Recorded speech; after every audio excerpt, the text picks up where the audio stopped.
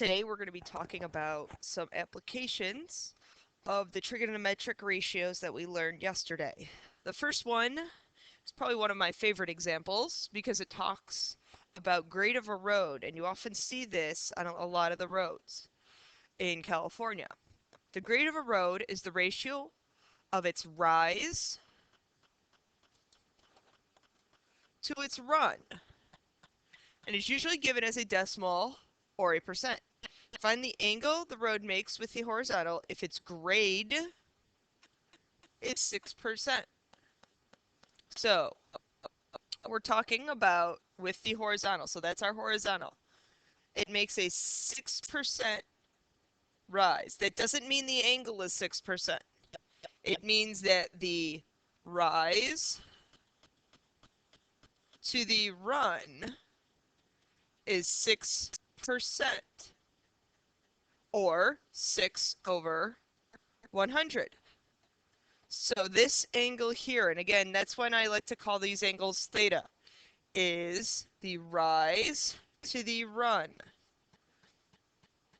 Well, that trig ratio, I'm given opposite over adjacent. That's the tangent. The tangent of theta is 6 over 100. Remember how we solve for an angle is you do inverse tangent of 6 over 100. Obviously, you can reduce that fraction, but this is all calculator work, so you could just type it in exactly as is. So we jump to our calculator. And again, we're doing the inverse tangent of 6 over 100. Check your mode real quick. My mode is degree. Yours still should be in degree. So I do inverse tangent of 6 divided by 100.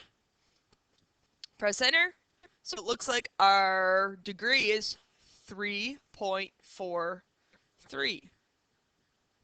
So our theta, or this angle here, is 3.43 degrees.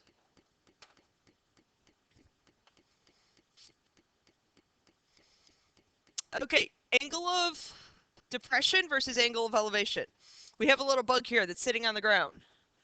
His angle of elevation from his horizontal, the angle of elevation is looking up at our guy.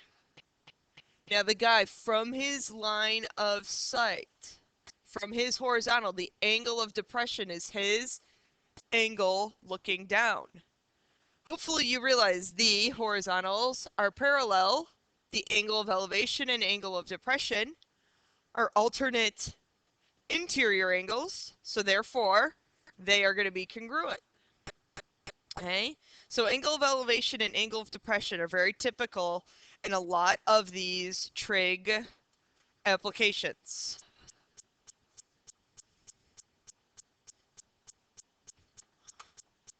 Number 2, a sonar operator on a ship detects a submarine at a distance of 400 meters and an angle of depression of 35 degrees. How deep is the submarine? Okay, so we have our sea. And we have our ship. Yes, that's a ship.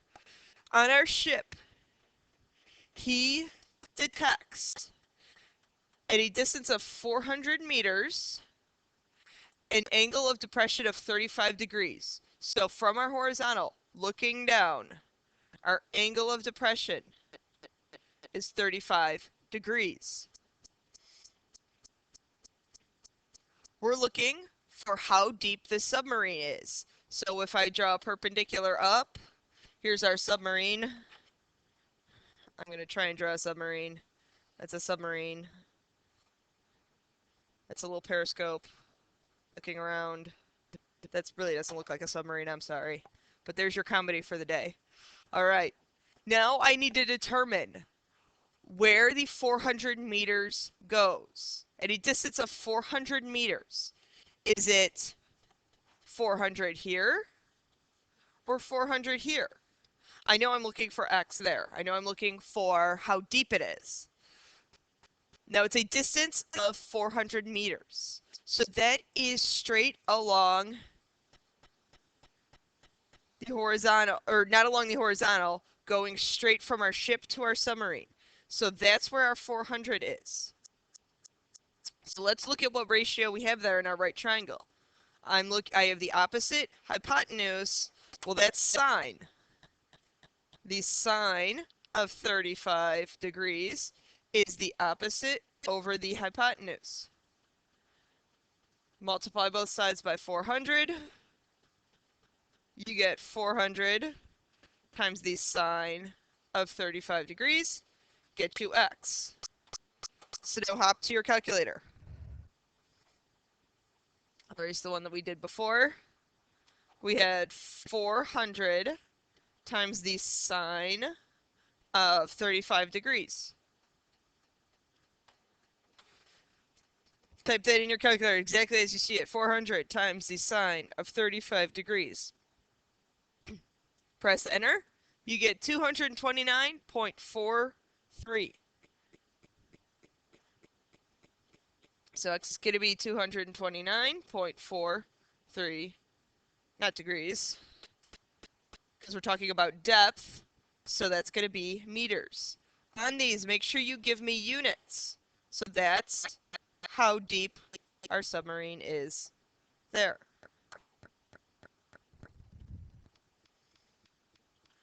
Our third example is a little bit more complicated.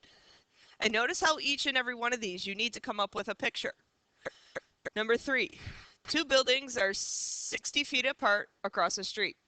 A person on top of the shorter building finds an angle of elevation of the roof of the taller building to be 20 degrees and the angle of depression of its base to be 35. How tall is the taller building? So I have 2 buildings.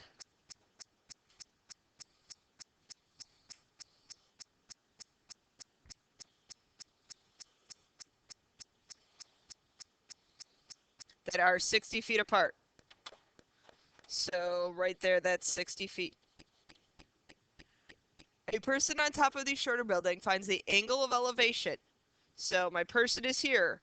The angle of elevation in relation to that horizontal to be 20 degrees. And the angle of depression, so from the horizontal, the angle of depression to be 35 degrees. We want to know this whole length. We need to set that up. We really have 2 triangles going there. We have this triangle where this is 60. Let's call that x. I know the adjacent. I'm looking for the opposite, so that's going to be tangent.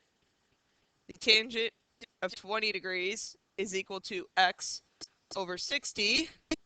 So multiplying both sides by 60, x is 60 times the tangent of 20 degrees.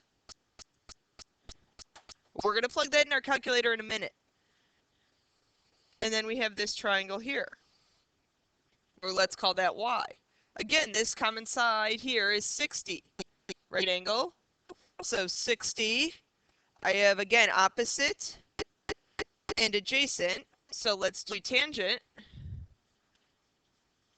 The tangent of 35 is equal to y over 60. Multiplying both sides by 60, we get y to be 60 plus times the tangent of 35.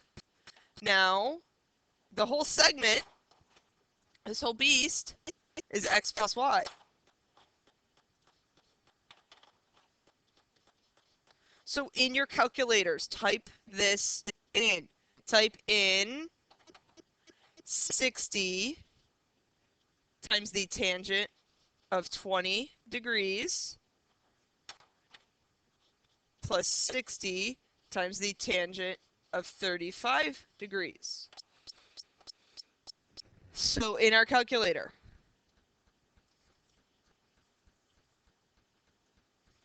we're going to type in 60 times the tangent of 20 degrees plus 60 times the tangent of 35 degrees. Now watch how I type this in. 60 times the tangent of 20. Notice that the calculator automatically puts in a parenthesis. You need to close that parenthesis, telling the calculator that that's what your angle is. Now we want to add to it 60 times the tangent of 35 degrees. You can close that parenthesis too. I actually recommend always closing the parentheses so you're telling the calculator exactly what is in the degree area.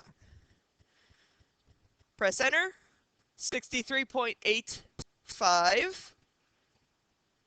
So jumping back, this distance here is 63.85. It says nearest foot, so it looks like it's 64 feet. Notice how I went back, and I made sure I was answering the question how the question was asked. It said nearest foot, so I rounded up. Also, making sure your answer involves units. There are your lesson questions for the day. Unless otherwise stated, please round everything to the nearest hundredth.